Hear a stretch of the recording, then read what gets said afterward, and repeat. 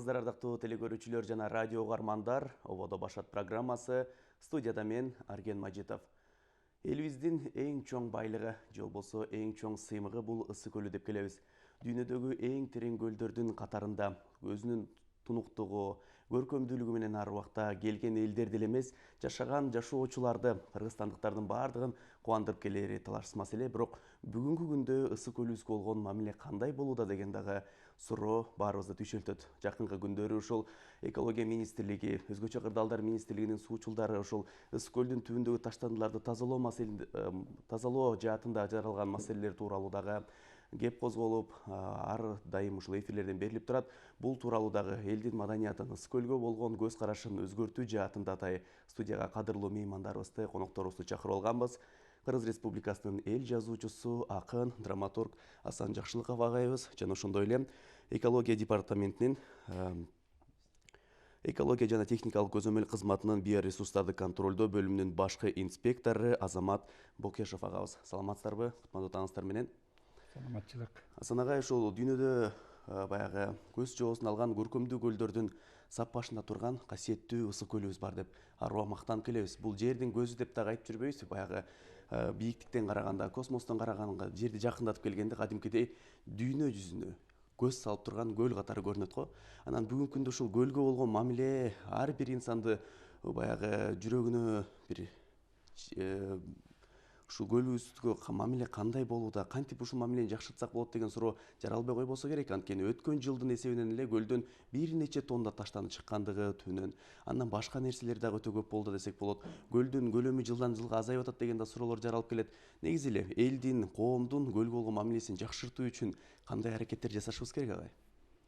Эми бул ар бир эл өзүнүн ата мекенин сыйлап, кадырлап, анан бир эле муун эмес, келечектен келечекке өтө турган эң негизги мурас экенин биринчиден, экинчиден бул ата бабадан келаткан чоң бир касиеттүү нерсе экенин унутпаш керек да. Ал үчүн жашоонун негизи эмне дегенде, жашоонун негизи менимче ошол күндүн өзүн эске алуу менен айтканда, жанагы оттун, суунун, абанын, жердин бул турмушту уюштуруучу жараткандын кызматкери деп түшүнөм мен. Мына ушул төртөөнө жараткан аябай чоң укук берген. Мисалы, ошол жер шарындагы тирүүлүктү сактап туруу, бири менен ымалада болуп, анан дагы бир чоң жоопкерчилик адамдын өзүнө жүктөлгөн. Ошол жанагы төрт күч, ааламдык чоң табияттын төрт күчүн иштетүү касиети бул адамда. Мына биз жанагы Кыргыздын мындай тарыхын карап отурсак, жайчылар болгон илгери.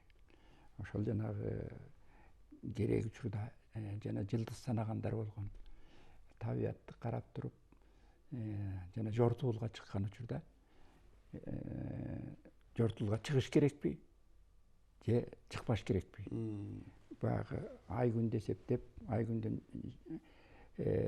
жайгашуусун эсептеп, азыр эми номерология деген илим болуп атпайбы? Анан кое туралы деп, анан качан баягы жол оңолгон убакта биздин кыргыздар түбү нур тукуму күнөөлүү деп келаткандыктан, мауреки күн аябай узарган кезде анан ишин баштаган. Анан жанагы күн, мисалы азыр биз декабрды карай, кышты карай жылып баратпайбызбы? 21 декабрда келип күн кыскарып токтойт. Анан ошол убакта биз мындай табиятты көзөмөлдөп, табиятка жакшы тилегин айтып кыштын күнү, анан ошол кайрадан күн узарганга чейин сактанып жашашкан да. Анан качан гана күн күзгү нуруз күнүндө, Ноурус деп жүрбөйбүзбү? Эми бул кыргызча угускан атабыздан нуруз күн башталган ырым-жырымынын баары. Ошол күн узаргандан баштап анан жерге эгин таштап, Анан ушундай иш кылган да. Бул өзү мен жалпы табиятты коргоонун, анан жалпы табиятты сактоонун бир ааламдык ыраатын биз бузуп алган болсок, ал жаңгыз бир көлдү, жаңгыз бир дайраны, жаңгыз бир тоону сакташ кыйын болот. Ошон үчүн биз биринчи кезекте адамдын пейили жаратылыш менен жаны бирге экендигин эч качан унутпагандай таалим тарбия берсек, жаратылышты сыйлаганга калайыккалыкты көндүрсөк, бул өзү өтө чоң нерсе. Мисалы бүгүн биз билебизби, Кыргызстанда канча чөптүн түрү бар, канча жан жаныбардын түрү бар. Ошол эле биздин Ысык көлдө канча балыктын түрү бар. Алардын азыркы кезде болжолдуу тукуму канча. Мисалы бир убакта биз аябай коогаландык эле Ысык көл мурда өзүнүн ошо балыктары менен баягы көптүгүнөн жанагы Сарыбайдын жылкысы деген кечкенде тиги суунун жээгине келгенде тиги суу тартылып кадимкидей балыктын жоону көрүнүп, анан ушундай сандаган балыктар сууларды өрдөп турган да. Анан кийин биз жаян балыкты кое бердик, башка жактан Севандан алып келип. Аны судак деп жүрөсүңөр. Ал биздин баягы тиши бар балык экен да. А дегенде биздин ошол чабактар баштаган. Чабакты мен Ысык көлдүн эркеси деп түшүнөм да. Бул өзү анан балдар ошол чабакты бутуна тийип турчу да. Ар өткөндө бир өткөндө балыкка балдардын бутуна тийип, экөө эркелешип, экөө дос болгонсуп көлгө түшкөндө ушундай болуп турчу да. Колдоруна кармап алып, кайра өөп, менен чабакты кайра кое берип коюп турчу да. Мына ошондой мындайча айтканда биз турмуштун сыйын бузбаш үчүн, ыраатын бузбаш үчүн ошол табиятты сыйлаганга биринчи көрүнүшүбүз керек. Ана жана мен айтып кеткен оттун, суунун, абанын, жердин, күндүн ыйыктыгын биз эч убакта унутпашыбыз керек. Себеби жердеги жашоо тирүүлүк. Эгер жердеги жашоону жараткан эмне үчүн көз салып турат? Көз салып турганы ошол тирүүлүк. А тирүүлүк дегендин жаны морт. Азыр эле бар жан бир аздан кийин жок болуп калат. Ошондуктан бул жана экологиялык маселе, ошол табияттын жанын сактоо, коргоо.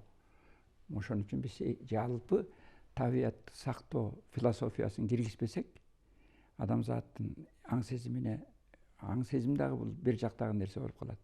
Жан дүйнөсүнө, мындайча айтканда сулуулукту сыйлоо маселеси биринчи адамдын жан дүйнөсүн жашабаса, бул жаратылышты корголуп калат. Ал жаратылышка болгон сый бузулгандан кийин жанагы ач көздүк башталат. Ач көздүк анан жанагындай кыруу башталат. Анан жанагы азыр торпор деген көбөйүп кетпедиби? Аябай сандаган торлор алып келип атат. Ал акчага келе берет экен, аны салып коет, балыкты кармап, анан ошол балыктын эсебинен байып кеткенди көздөп турган да кишилер бар да. Ал ошонун баардыгы жана мен айткан жаратылышка болгон сыйдын жоголуп калганы. Молдо Кылычтын окусаңар, ошондо тим эле чөп чардын түрлөрүн айтып атпайбы? Азыр жан жаныбарлардын түрлөрүн айтып атат. Ошону биз мектептерде сабак бериш керек эле ошону. Кыргызстандын канча жан жаныбардын түрү бар, канча өсүмдүктөрү бар, көлдүн ичинде канча балык бар. Мына ошолордун баардыгын биз аябай аяр, ал өкмөт мына президент аракет кылып көлдүн түбүн тазалаганга аябай киришти го. Ошондон кийин кичине неме оңолгонсуп калды. Бирок ошого карабастан биз жанагы табиятка болгон сый мамилени, сулуулукту ардактоо, сулуулук сөз бар эмеспи? Красота спасет мир деп коет эмеспи? Сулуулук дүйнөнү сактайт. Дүйнөнү сактайт деген, сулуулук дүйнөнү сактайт деген философия биздин мээбизге дагы, жүрөгүбүзгө дагы, аң сезимибизге дагы, бүт адамдык тулкубайыбызга орномойун биз ошо сулуулуктун койнунда жашаганыбызды билбейбиз. Ысык көлгө барып алып, ошо Ысык көлдүн ичинде заара кылып аткан кишилер бар да. Азыр эми Ысык көлгө ким көбөйүп атат? Тиги сырттан келген туристтер көбөйүп атат. Туристтерге биз сыйлуу мамиле кылышты. Аларга үлгү көрсөтүштү. Биз ушул жердин ээсибиз, ушул көлдүн ээсибиз. Биз муну ата бабабыз ыйык көл деп айтчу. Эми ошону биз да ошондой ыйык сакташыбыз керек деген философияны жанагы келген кишилерге биз үйрөтүп турсак, анан эмне көлгө көрө эле баарыбыз. Жанагы тиги таштандыларды ченемсиз көп таштап атабыз.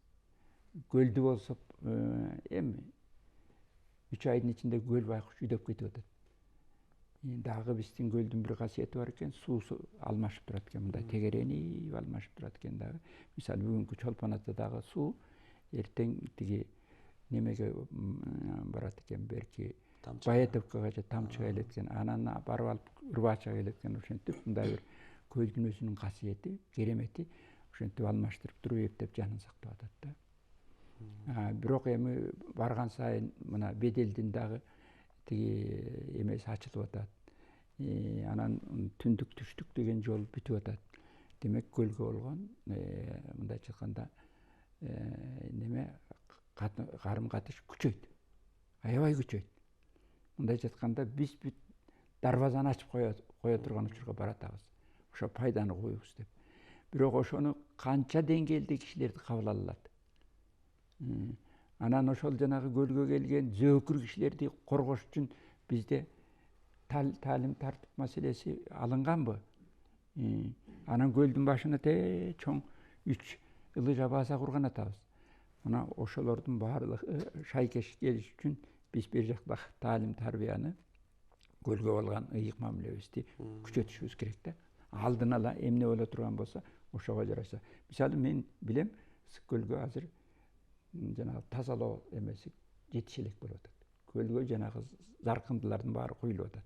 Мен көлдүн бу жигит сүйлөсүн, мен мындай көлгө болгон өзүмдүн сый мамилемди айттым. Анан ошо көлгө болгон бир илгери кандай эле көлгө мамиле ошону окуп берейин анан. Жакшы болот. Азамат мырза, айтсаңыз, баягы чындап биз көлдү сыртынан ушундай бир кооз көркөмдүү болуп турса, ойлой берет экенбиз да, түбү да ушундай таза, түбү да тунук депчи. Бирок мисалы былтыркы жылы 90 километрдей баягы эме чыкты, торлор чыкты. Андан башка пластикалык бөтөлкөлөр жана башка нерсе таштандылардын чыгып жаткандыгы бул баягы зыян кейите турган нерсе да. Айтсаңыздар, негизи эле ушул көлдү тазалоо иши былтыр кызуу жүрдү, быйыл кызуу жүрүүдө канча убакытта толук кандуу тазалап бүтсө болот? Негизи тазалап жатып кайра артка кайрылсак, арттан кайра таштандылар толуп калууда деген дагы кептерди угудабыз. Жакшы суроо болду. Рахмат. Байке айтып кеткендей, баягы жаратылышыбыз ар бир кыргызстандын жараны үчүн маанилүү жана милдеттүү деп да айтып кетет элем.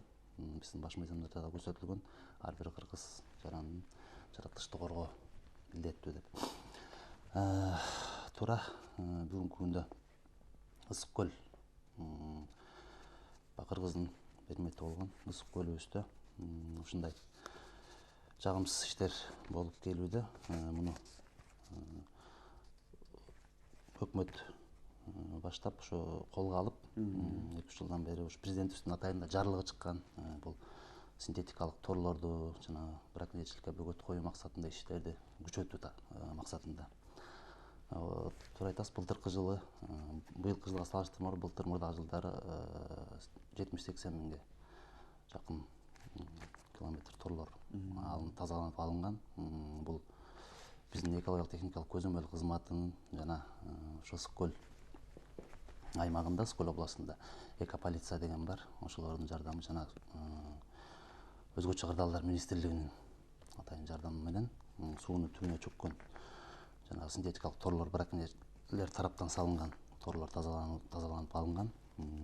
Быйылкы жылы былтыркы мурдагы жылга салыштырмалуу аз жакшы натыйжасын берип атат. Жалпы быйылкы жылы мисалы айта кетсем, тактап айта кетсем, Ысык көл көлүнөн 170 метрге жакын 170 даана тор алынды, синтетикалык тор.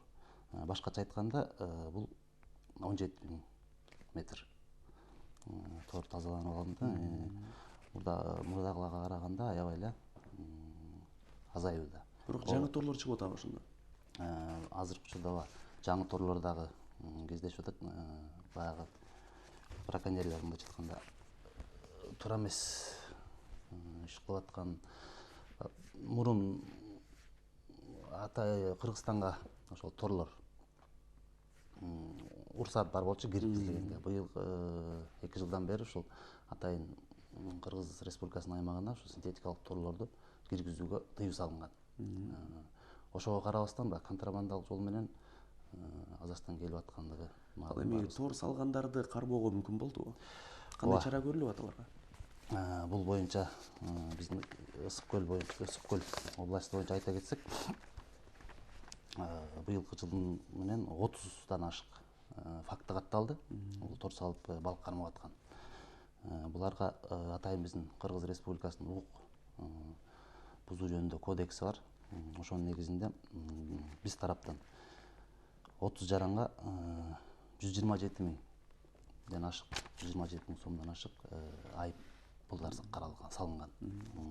Ошондой эле Кыргыз Республикасынын атайын токтому бар, 224 токтом деп алып, ар бир ошо балыктын түрүнө карата такса бекитилген. Доо деп коебуз аны. 1 миллион 700 миңден ашык доо коюлган бул жарандарга. Андан башка дагы фактылар боюнча ошо органдарга, ички иштер органдарына, башка органдарга өткөзүлүп берилип, ошо жерден айыптарды салып, ошо чараларды көрүлүп атат деп. Ыраазычылык билдиребиз. Ардактуу теле көрүүчүлөр жана радио угармандар, Башат программасы түз эфирде ободо. Чалуу аткарып кызыктырган суроолоруңуздар болсо жооп алсаңыздар болот. Шаарыбыздын коду 0312 39 24 14, 0312 39 25 50 номерлерине чалуу аткарсаңыздар. Асана айтсаңыз, баягы Ысык Көл дегенде, баягы Кыргыздын алмустактан бери келе жаткан, баягы жазылбаган өзүнүн бир тарыхын баяндаган улуу эпосубуз бар эмеспи, Манас эпосу. Ошондон дагы чагылдырып келет. Негизи эле Кыргыздын тарыхы көл менен тыгыз байланышта. Кайсыл доор, кайсыл учур болбосун, кайсыл би, кайсыл хан болбосун, ар ким ушул касиеттүү көлгө болгон өзүнүн өзгөчө бир сый мамилеси да болуп келген эмеспи.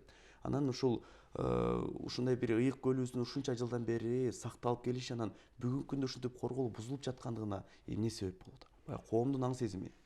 Мен жана айтканым ошол да, жанагы сулуулукту сыйлабай калганыбыздын кесепетинен, жан дүйнөбүздө табият менен биримдиктин жоголгондугу, анан жанагы өзүмчүлдүк нерселер күчөп кеткендиктен болду да мунун баары. Баягы улуулардын айткан кебин угуп калчу элек, мурун деле бар болчу деп. Бирок биз колубузду жууп, сыйынып эле кетчүбүз. Азыр киринип түшүп атабыз көлгө депчи. Ооба, мен тиги ырларымда жазган жактайым бар. Ошол көлдү барып алып, биринчи таң атары менен барып алып, кыргыз эли бата кылчу да.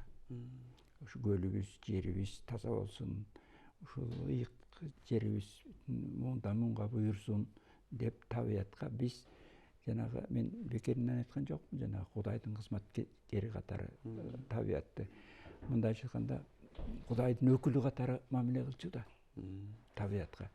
А биз азыр башкача таптакыр жырткычтыкка жакыныраак мамиле кылып атабыз да. Мына бир жагынан айып доо салып атышат. Ошого карабай жанагынтип салып атканын көрүп атабыз. Ошол айып доого чейин жетиштин өзү уят.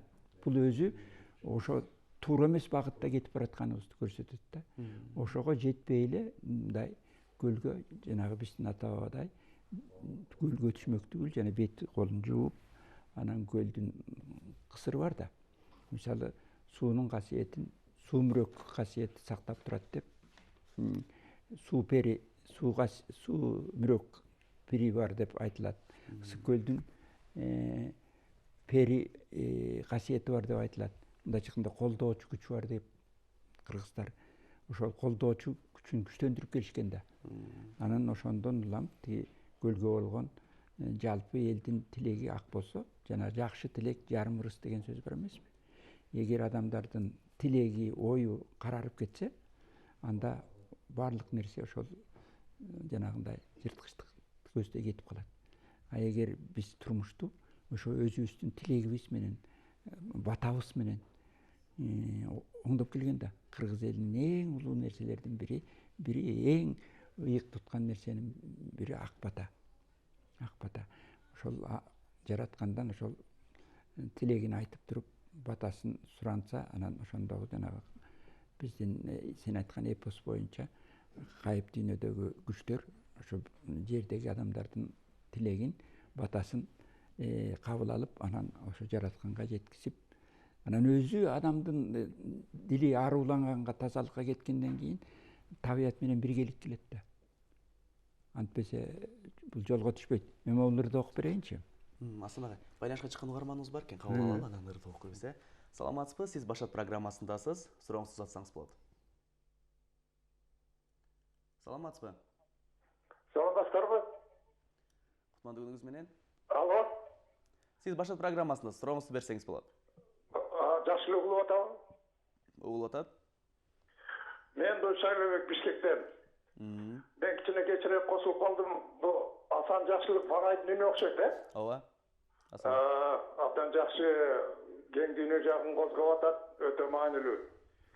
Мен врач катары айтып коеюн, боореки таштандылардын, көлдөгү таштандылардын эң коркунучтуусу бул тамекинин калдыгы. Миллиондогон адамдар келип эч алат, ошонун 10% тамеки чеге турган болсо 100 000 деген пачка тамекинин калдыгы көлдөгүн жээгинде калат. Элестеткиле. 3 айдын ичинде канча таштанды калат. Ал кумга сиңет.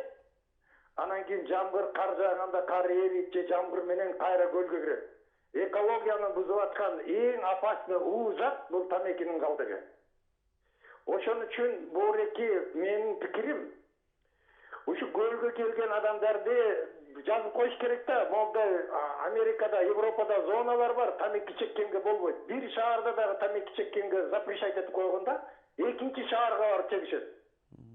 Ошон үчүн ушу көлдө дагы чеккенге ушуну запрет койсо, абдан жакшы болот эле. Көлдү биз ошол ыйык тутуп, ыйык кармаганга барып чакырып кетем. Рахмат. Ыраазычылык билдиребиз. Азамат мырза, негизи ушул таштандылардын түрлөрү, кандай таштандылар көбүрөөк чыгууда? Ушулар тууралуу маалымат берсеңиз. Ооба, жараныбыз дагы туура маселени козгоп кетти. Бул ысык көлүбүз эртеден бери айтып атпайбызбы? Кыргызстандын бермети болгон деп. Бул ысык көлгө таштандылар жанагы полиэтиленовый пакет деген салфан пакеттер. Ошондой эле баклажка, пластикалык бөтөлкөлөр. Ошолорду дагы киргизип аткан буга чейин былтыркы жылдан баштап ушул ысык көл аймагына ошолорду киргизүүгө тыюу салынды. Бүгүнкү күндө ал боюнча дагы иш алып барылууда. Ушу полиэтиленовый пакет, салфан пакеттер жана желим бөтөлкөлөр булардын чирип жок болушу аябай оор болот экен, көп жылдык талап кылат экен. Ошон анан баягы көлдүн жээгине чылым тартуу боюнча да чектөөлөрдү киргизилсе, анткени бир адамдын айынан бир нече адамга да зыяны тиет да, биринчиден түтүн, экинчиден таштанды дегендей. Туура, ал боюнча да туура. Эми баягы баарын эле бир моментте баягы жок кылууга кыйын болот экен, оор болот экен. Биздин өкмөт башчыларыбыз дагы, президентибиз дагы колдоп ошол башынан азыркы эме башталды. Этап менен ишке ашырууга аракет кылып атабыз колубуздан келишинче. Азыркы телефон байланышка чыккан жараныбыз да туура маселени козгоп кетти. Биз колдойбуз аны дагы.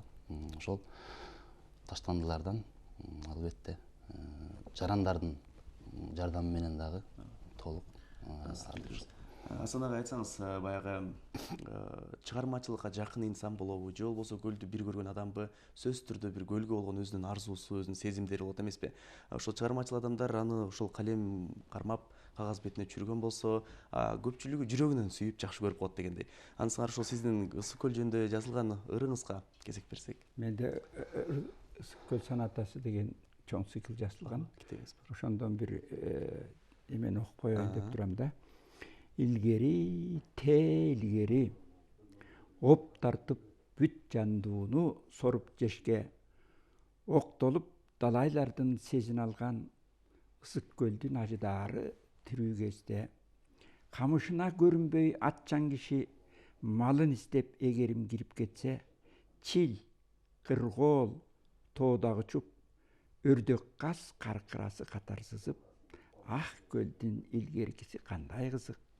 Кыт-кыт күлүп, куйругун чимирилтип, чыкчырылтып, кыраңда ойноп, кызыл төлкү кылактап, жээкте бойлоп, мырзайымдай жалғызтап көлгө түшүп, көл өйдө төмөн өзүнчө ойда сүзүп, анан барып айгыр менен карышкырдын алышканын ышкылуу аяр карап туруучу экен, кумардан ата көрүү чыгуучу экен, анчалык түлкү дагы куур элек капканына чалынып абышканын айта берсе кызыгы көп. Аркар, кулжа, марал, элик суу ичип көлдү карап турушчу экен, топ-топ болуп жээкке келип. Түгөңгүрдүн суулары түптөн бери түрүлүп, көлгө толук куйган учур ата баба ысык көлдү уюп калган көз жаш өңдү ыйык тутуп турган учур көлгөй көлүп, көзгө толуп бактысын туйган учур. Анда көлдүн күскүдөй тазалыгын, өзөндөрдү өрдөп чыккан өзгөчө санаты жок көп балыгын абышкалар тамшанышат, азырда 6 ай бою кеп салышат. Көлгө түшүү мындай калсын, жүзүбүздү жуугандан айбык жуубуз деп калышат. Өттү, кетти. Көл эми колуңарда. Не турганын билебиз оюңарда. Дешет бизге момунчалдар. Айткылачы. Күнөө кимде? О керемет ысык көл. Ыйыктыгың калган жокпу? Ыйманымда, жүрөгүмдө. Айткылачы, күнөө кимде? Муну мен эмнеге айтып жатат дейсиң?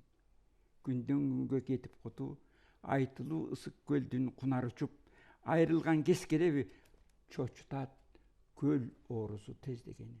Муну мен эмнеге айтып жатат дейсиң? Кандай тунук көл болгонун, кантип бу көл жоголгонун бизде мерес болбосо эгер эске тутуп койжаар кийинкилер.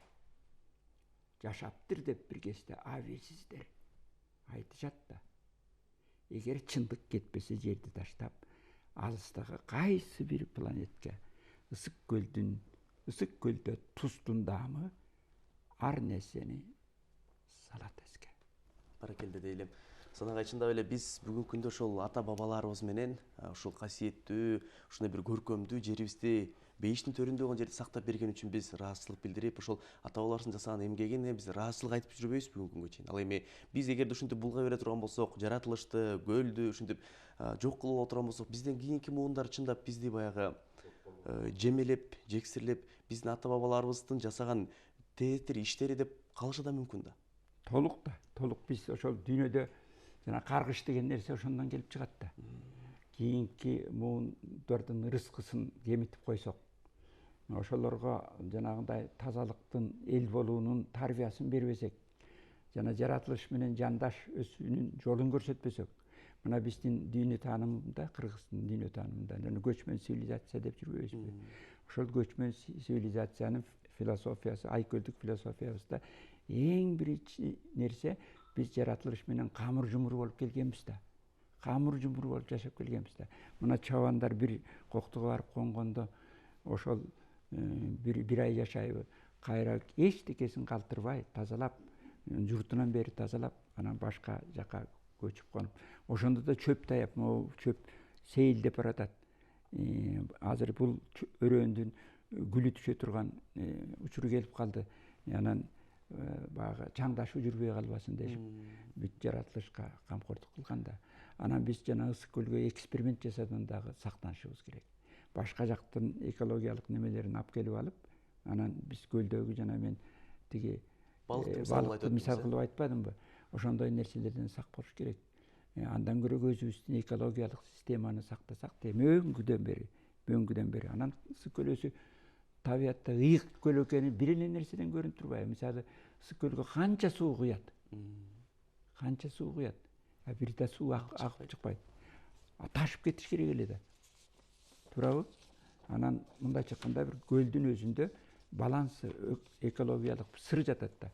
Ошондуктан биз көлдү кыргыздар көлөне дей турган болсок, көлдүн баркына жете турганга жана кыргыз элине түбөлүккө кызмат кылдырабыз деген оюбузда болсо, көстүн карагиндей сакташыбыз керек.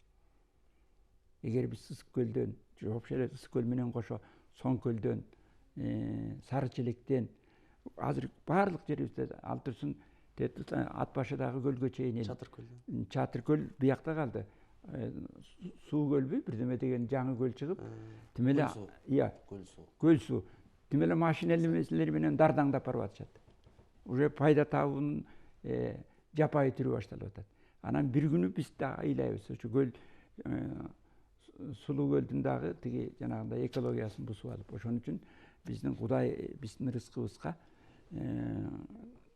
мөңгүлөрдү бергенден кийин, нарын баштаган улуу дайраларыбызды бергенден кийин, ысык көл баштаган улуу көлдөрүбүз тургандан кийин Телегей, Текчи да булардын баардыгы кыргыз жеринин Телегей, Текчилигин көрсөтүп турат. Ошонун баары кыргыз элинин жанагы экологиялык билими, туубаса билими барлыгынан ушундай сактап келген да. Азыр эми биз китепти окуганыбыз менен ниетибиз карарып кеткендиктен өзүбүздүн гана пайдабызды көздөп туруп алгандыктан ошол көлүбүздү дагы, суубузду да, жерибизди да сактай албай атабыз.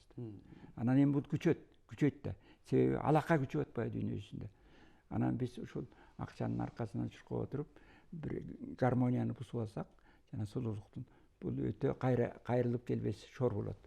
Ошондуктан биз жана каргышка калбаш үчүн кийинки балдардын эсиң барда этегиңди жап деген сөз бар го. Бүгүн жабышыбыз керек. Бүгүн жабышыбыз керек. Эртең кеч болуп калат. Эртең кеч болуп калат. Ошон үчүн мен сиздерге айтаар элем, жанагы доо кылып арыз жасап, жанагы 128 миңди жылга ала бергениңер менен ал өкмөттүн деле чөнтөгүн көп жыргатпайт. Ошон үчүн таалим тарбия жагын күчөтүш керек. Мектеп балдарынан баштап көлдүн ыйыктыгын, жердин ыйыктыгын, суунун ыйыктыгын ошолордун жардамы менен жашап атканыбызды билишибиз керек. Аба бир эле мүнөт жок болсунчу эмне болот? Күн бир эле мүнөт тийбей калса, жердин баары ыскаар муз басып кетет. Же болбосо тиги сууну бүт булгап салсак, оор ошол эле суунун өзүнөн чыгат. Ошон үчүн биздин ата бабалар могу сууну суу мүрөк деп келишкен. Суунун пири суу мүрөк деп келишкен. Ошол суу мүрөк деп канчалык сууну сыйлаган сайын, суу ошончолук суунун дагы эмеси бар да. Суу биринчи дары болуп атпайбы азыр? Япондор изилдеп чыкты го. Ошондуктан таза сууну эми бизде тиги Араптын сууап келип алып туруп, ошол ыйык экен деп ичип атабыз. А бизде андан таза суулар кокту сайын тиги мөңкүп агып атпайбы? Ошону таза бойдон сактасак, суубуз таза болсо, жанагы куштарыбыз оорубайт да. Куштарыбыз оорубаса, анын этин жеп аткан эл оорубайт. Мындайча айтканда дүйнө бири-бири менен байланыштуу да. Ошон үчүн могуреки суу мүрөк энебизди суу касиетин кармап турган. Суу мүрөк деген бул өзү жалпылаган образ суунун. Ошо мүрөк суунун образына биз бата тилегибизди айтып турсак, себеби бата тилек деген өзү оң энергия. Бул адамдын дилинен чыккан энергия. Биз ошо бата тилегибиз аркылуу ошолорго жардам берип атабыз. Анан ошол адамдын оозундагы Алланын кулагында деп коет го. Анан ошол бул бечара адамдар, кыргыздар табиятты сыйлай баштады. Могу сууну сыйлай баштады. Ысык көл деген суу да мындайча айтканда. Анан демек кой булардын ниети оңолду деп биздин батабызды кабыл алып, анан жаратылыштан энергия берип жерибизге. Ошондон адам менен жаратылыштын гармониясы үзүлбөйт да. А биз болсо ошону үскөнгө табият өзүнчө боло берсин, суу өзүнчө боло берсин деп азыр карай албай атабыз, сууга заара кылганга көнүп албадыкпы азыр? Азамат мырза, айтсаңыз, негизинен ошол комплекстүү түрдө иш жүрүшү керек экендиги бул талашсыз маселе. Бул жеке эле экологдордун эмес, жалпы коомчулуктун, анын ичинде ошол акын жазуучулардын, адабиятчылардын, мугалимдердин, ата эненин, кайсыл тармактын ээси болбосун, баарыбыз биргеликте ушул жаратылышыбызга болгон аяр мамилени өрчүтмөйүн баягы өнүгүүгө карай жол болбойт деп айтылып келет. Анан айтсаңыздар, баягы сиздерде алдын ала статистикалар бар да, канча убакыт аралыгында көлдү бүтүндөй тазалап чыгууга мүмкүн болот? Бүгүнкү күндө 2 жылда берилген жемиши ушул. Ал эми азыр алдыңкы убакытта. Эми азыр учурда ошо коомчулук маселеси болуп атпайбы, жанагы браконьерчилик болуп атпайбы, основной ошолор өздөрүн тыйса, коомчулук өздөрүн тыйып, жарандар жардам берсе, кыска убакыттын аралыгында ысык көлүбүздү тазалап бүткөнгө болот да. Кыска убакыт дегенде 1-2 жыл 1-2 жылдын ичинде. Бүгүнкү күндө ошол көлүбүздү бир сыйра айланып өтүүгө мүмкүн болдубу тазалап чыкканга? Же эң көп ушул таштандын чыгышы мүмкүн деген бал кулай турган аймактар гана тазаландыбы?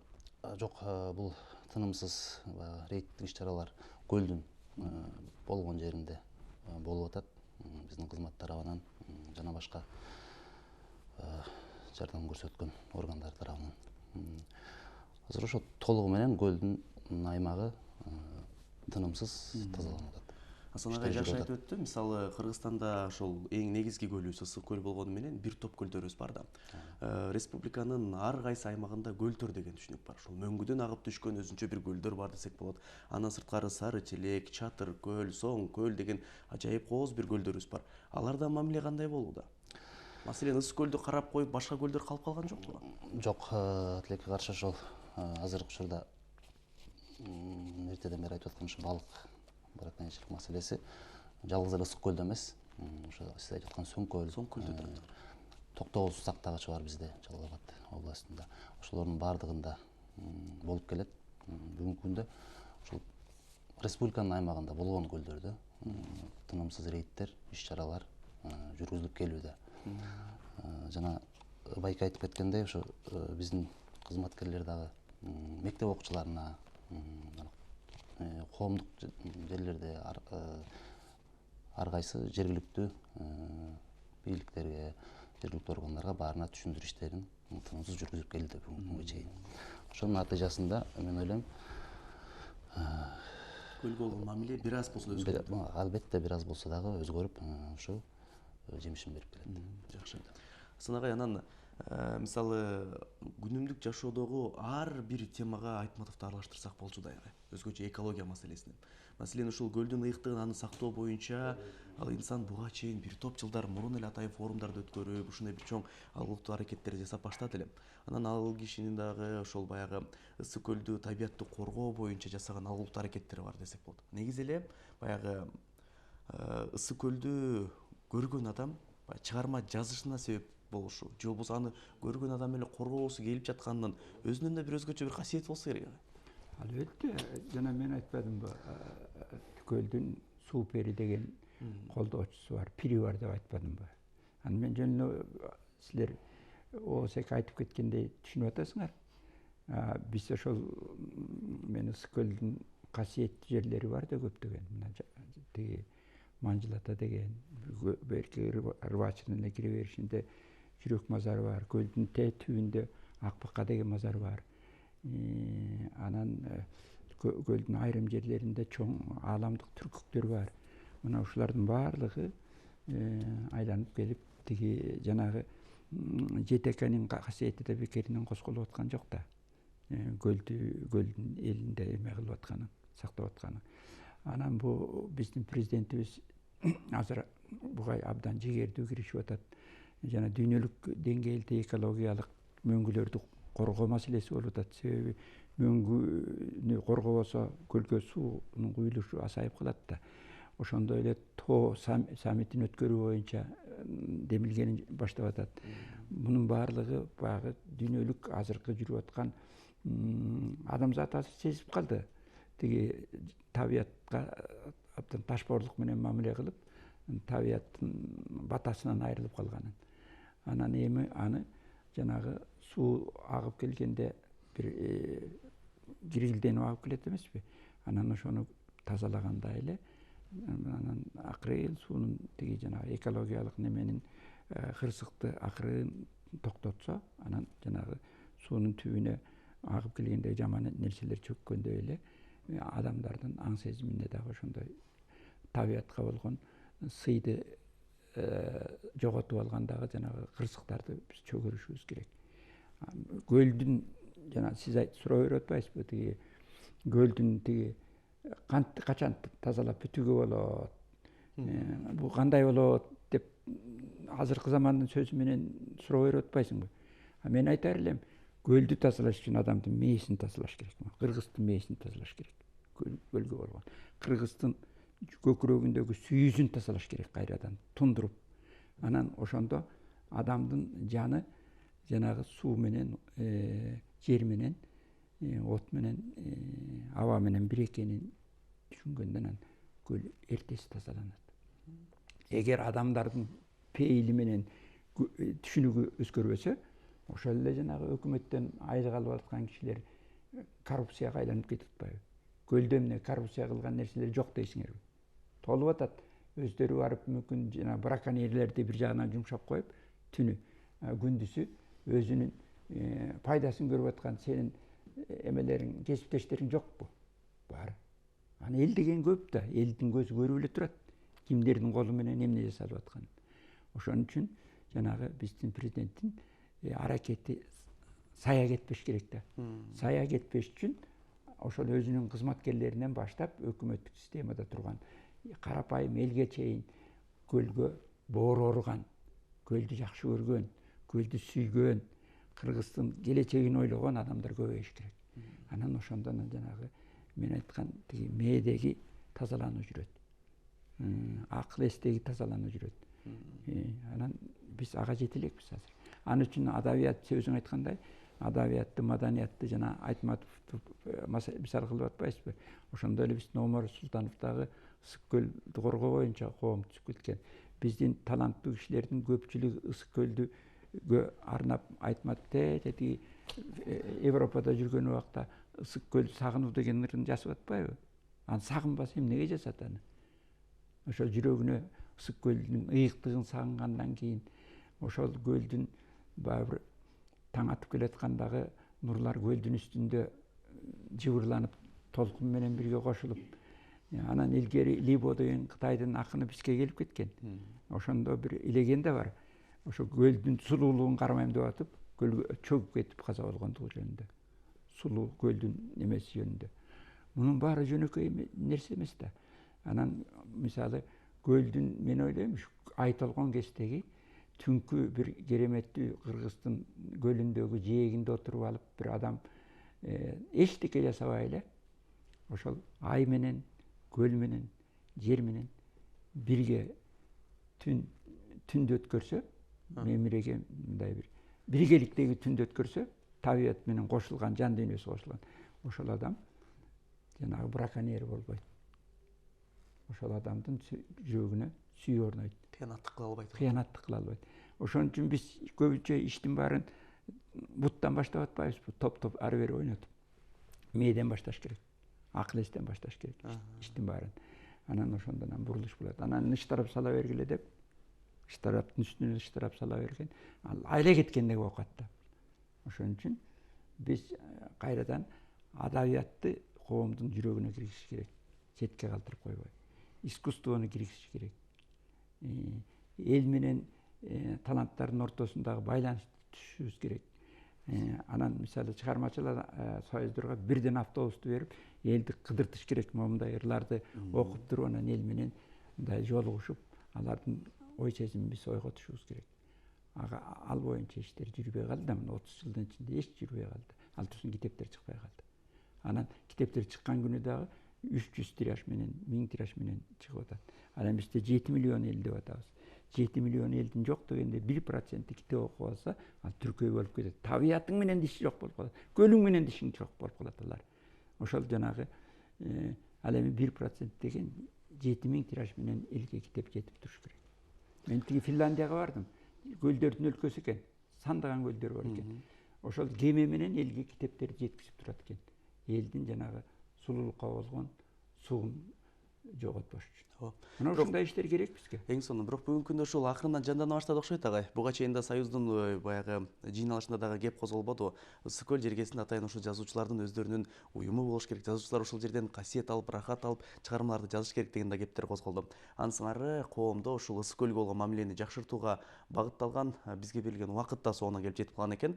Ардактуу телекөрүүчүлөр жана радио угармандар, бүгүн Башат программасында ысык көлдү сактайлы, канткенде сактай алабыз жана буга чейин кандай мамиле болуп келген деген суроолорго жооп алуу үчүн атайын студияга кадырлуу меймандарды, конокторду чакырып алганбыз. Кыргыз Республикасынын эл жазуучусу, акын, драматург Асан Жакшылыков агайыбыз жана ошондой эле экология жана техникалык көзөмөл кызматынын биоресурстарды контролдоо бөлүмүнүн башкы инспектору Азамат Бокешов агабыз. Ыраазычылык билдиребиз. Ысык көлдү ар бирибиз коргойлу, ар күнү ысык көлгө болгон салымыбызды кошо берели деген тилекти айткыбыз келет. Ушуну менен Башат программасы соңуна келип жетти. Кызматыңыздарда мен Арген Мажитов болдум. Кайрадан эфир аркылуу амандашканча саламатта туруңуздар.